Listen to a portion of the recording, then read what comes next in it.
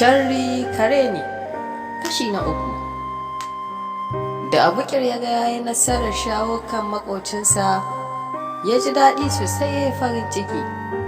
Silar farin ciki ma sai da ya ce masa, yanzu maƙocina da ni da kai mun zama 'yan uwa, don haka idan muka bar gari, duk wanda bai samu aiki ba a rana, to ɗayan zai ci da shi.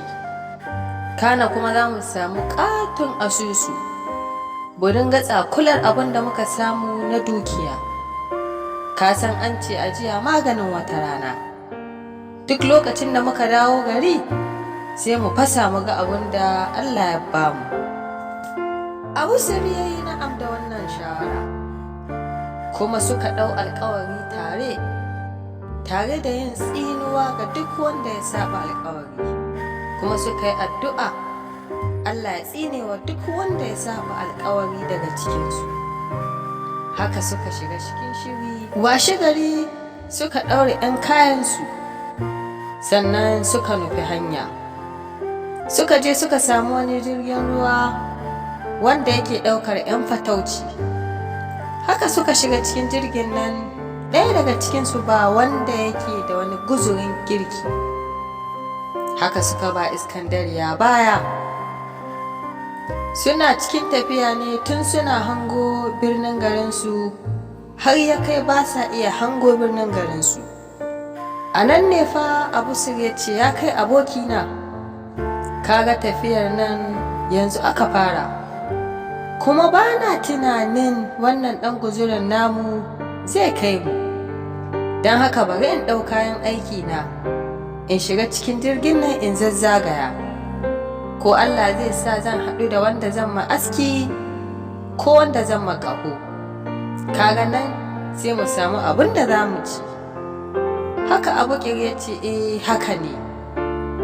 Shi kuma sai ya ƙara mimmiƙewa abinsa. A nan fa Abusir ya tashi ya zagaya cikin jirgi.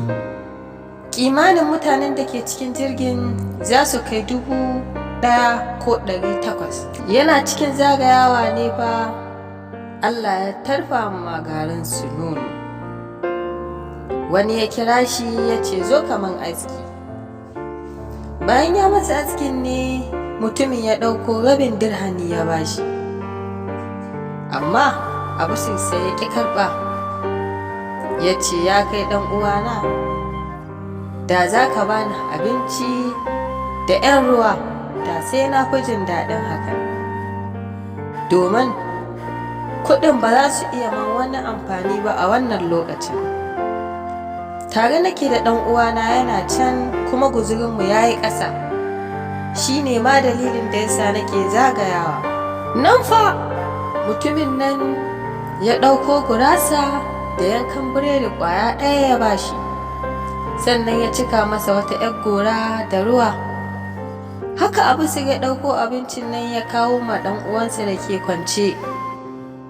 Ya ce, ya kai abokina, ga wannan ka ci, ni bara in ƙara komawa in ga abin da Allah zai koma bani. Haka ya kutsa kai, kuma Allah ya taimaka.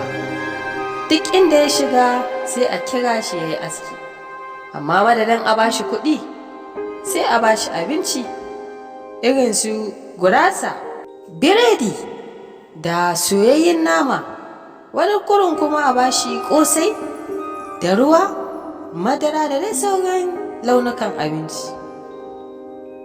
Haka fa ya samu abinci sosai. To dama an ce idan ka samu rana, to ka yi shanyar garinka kamin ta gushe. Haka Abusir ya fara yanka ladan abin da za a biya shi. Madadin a bashi abinci kaɗai, sai a bashi abinci kuma a haɗa mai da rabin dirhami ko dirhami guda. Haka kamin rana ta faɗi ya samu abinci sosai ya tara, sannan kuma ya samu dirhami 30.